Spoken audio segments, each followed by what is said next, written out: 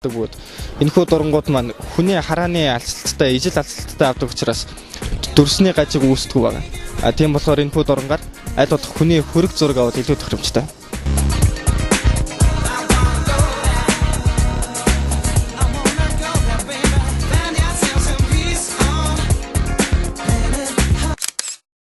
Бидний танилцуулах дараагийн маань дуран телефото дуран байна. Энэхүү дуранд маань 100 мм-с дээш хуваартай дурангууд багцдаг. Ер нь холоос зураг авахд илүү тохиромжтой байдаг. Жишээлбэл спорт болон ан амтны зураг авахд тохиромжтой гэсэн юм.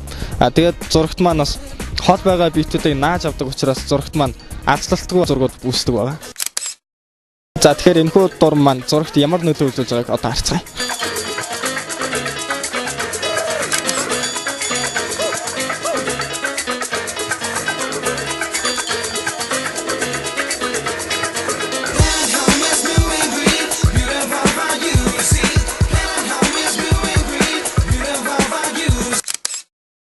Та бүхэн жишээ зургуудаас дурангийн хуваар хэрхэн өөрчлөгдөж байгааг анзаарсан байна. Тэгвэл дараагийн жишээ зургуудаас дурангийн хувааруудаас хамаарч биетүүдийн алслалт хэрхэн өөрчлөгдөж байгааг харцгаана.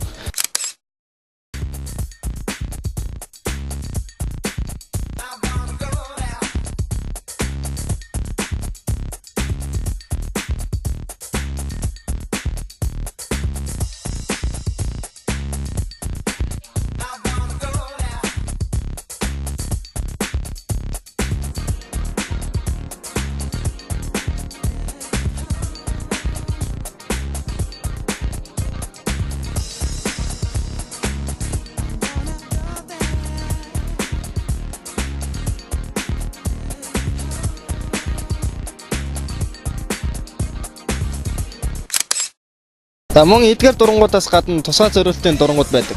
Жишээлбэл макро дуран буюу хүний нүдэнд үл харагдах жижиг деталуудыг авах зориулттай дуран байдаг бол мөн фишай буюу загсан нүд гэмэх маш өргөн өнцгөн дуран байдаг. Мөн ташуу шилжигчтэй буюу тилчифт дуран байдаг нь дүрсний гажгийг засдаг учраас архитектур болон интерьерийн зургуудыг авахд илүү тохиромжтой байдаг.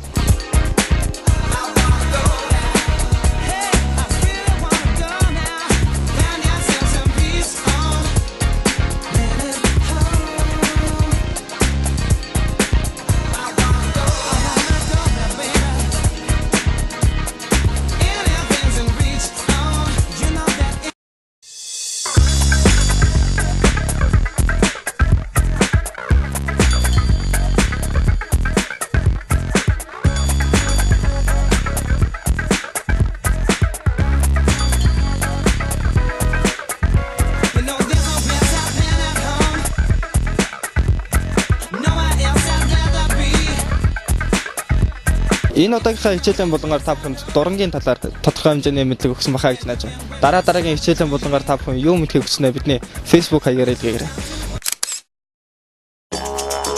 Бидний хэрэглэдэг камерын зарим дурангууд дүрс тогтворжуулагчтай байдаг. Дүрс тогтворжуулагч нь тухайн брэндээс шалтгаалж өөрөөр тэмдэглэгээр тэмдэглэгдсэн байдаг. Тухайлбал VR, IS, OS гэх мэтлэнгээр тэмдэглэгдсэн байдаг. Дүрс тогтворжуулагч нь удаан хурдаар авч байгаа нөхцөлд илүү их ашиглагддаг бөгөөд хурдыг 2-3 алхамд дээшлүүлж барьж өгдөг байгаа. Тийм учраас гарны жижигсэн хөдөлгөөнийг барина гэсэн үг юм. Гэхдээ мөн дүрс тогтворжуулагчийг ашиглахдаа хөл дээр тавьж камера байршуулсан бол дүрс тогтворжуулагч нь эсрэгээр хөдөлгөөнийг зургийг хөдөлгөөнтэй болгож өгдөг учраас хөдөлгөөнгүй биестэй байрлуулсан үедээ камерын дүрс тогтворжуулагчийг унтраах хэрэгтэй.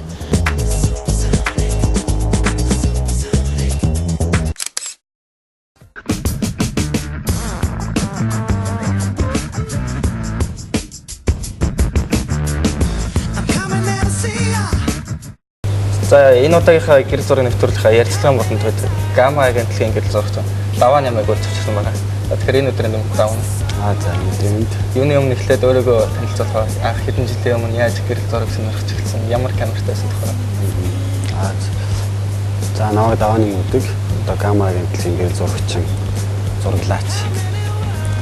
Тэгээд ер нь одоо гэрэл зураг гэдэг энэ том уралдыг сонирхоод тэрийг авч эхлээд одоо энэ жилд 7 дахь жилдээ. Яг нь 6 жил зураг авч байна л да. Тэгээ хамгийн анхны аппарат гэх юм бол би анх одоо 2 жил одоо хайлсаар зураг авчихсан. Харцаа хайлсаар лабораторид байгаа. Яг зураг яаж гаргадаг, зураг яаж бүтдэг тэрний дагуу одоо харцаанаа зураг аваад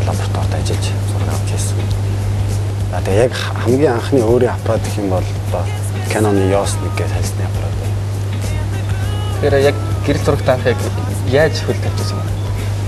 За тэр бүр одоо яриул бүр одоо энэ нэвтрүүлгийн цаг бол нэлээд өргөхгүй. Тэгэхээр яг товчхондоо бол хамгийн 2005 онд Монголын урлагийн зөвлөлийн санаачлагаар